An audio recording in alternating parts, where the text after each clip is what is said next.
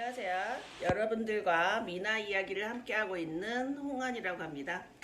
오늘은 용그림에 대해서 설명을 드리려고 해요. 제가 용그림으로 전시를 좀 하고 상을 좀 탄 적이 있는데 저는 용그림하고 선녀 그림을 주로 그렸어요. 하다 보니까 좀 하늘을 나는 걸 좋아하더라고요. 기운도 강하고 그런 그림 많이 좋아했어요.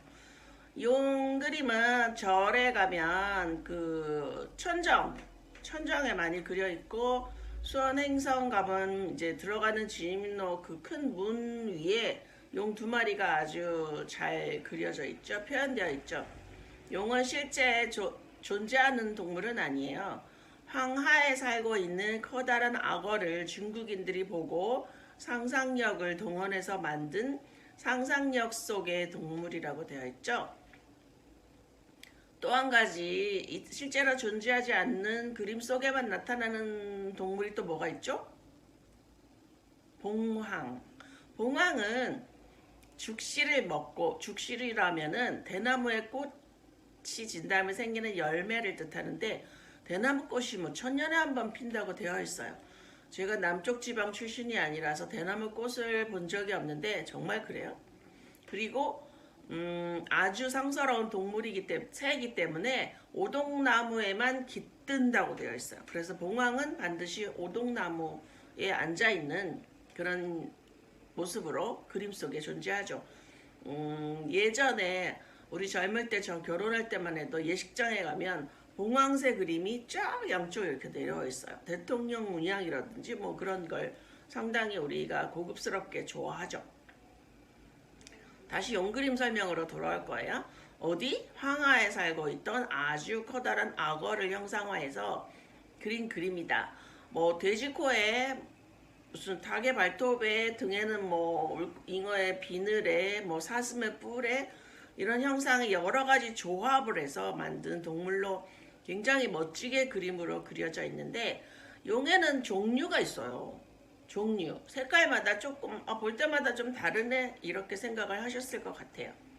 청룡, 제가 제일 좋아하는 용인데, 청룡과 잠깐 메모 좀 볼게요. 청룡은 벽사의 의미예요. 벽사란 또 이제 닭 같은 동물을 설명할 수 있는데, 해군을 물리치는 거예요. 12간지 중에 가장 센 동물이 뭔지 아세요? 저는 뭐 호랑이인가? 용인가? 이렇게 생각했어요. 근데 이런 거 하시는 분들이 말씀하시는데 12간지 중에 가장 센 동물은 닭이라고 해요. 왠지 아세요? 닭은 울잖아요. 새벽 닭이 울면 호랑이도 산으로 올라가고 용도 물속으로 숨었다는 거예요. 닭띠가 은근 모르게 센 거 아세요? 주위에 닭띠 있으면 좀 살짝 성격을 꼭 그런 건 아니에요. 이런 건 어떤 확률과 통계일 뿐이니까 믿거나 말거나.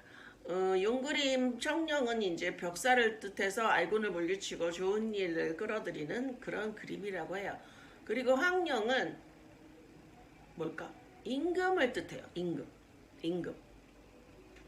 백령도 임금님을 뜻하니까 어떤 임금의 문양, 여기 있는 자수, 보라 그러지. 보.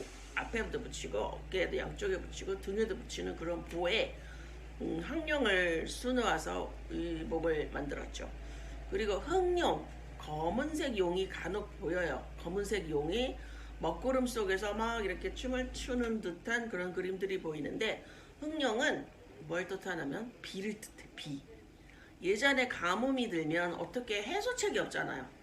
그래서 임금이 뭐 선농단에 가서 기우제를 지내고, 더 재미있는 이야기를 해보자면 딸을 많이 낳은 어머니들이 장안에 걸어 다니도록 허락을 해줬대요. 여자들이 많으면 이제 음기를 뜻하니까 비가 많이 오도록. 그런 게 과연 통했을까요? 뭐 마음으로 어떤 염원하는 그런 데서 발생한 행위지만 에피소드로 보면 또 재미있어요. 용그림 그릴 때는 먹구름을 표현하는 게 상당히 쉽지 않은데, 제가 처음 민속박물관에서 그림을 배울 때 먹구름 표시하는 거를 밑에 먼저 물을 놓고 생먹, 먹물을 막 놓고 붓으로 막 동글동글 막 뿌렸어요.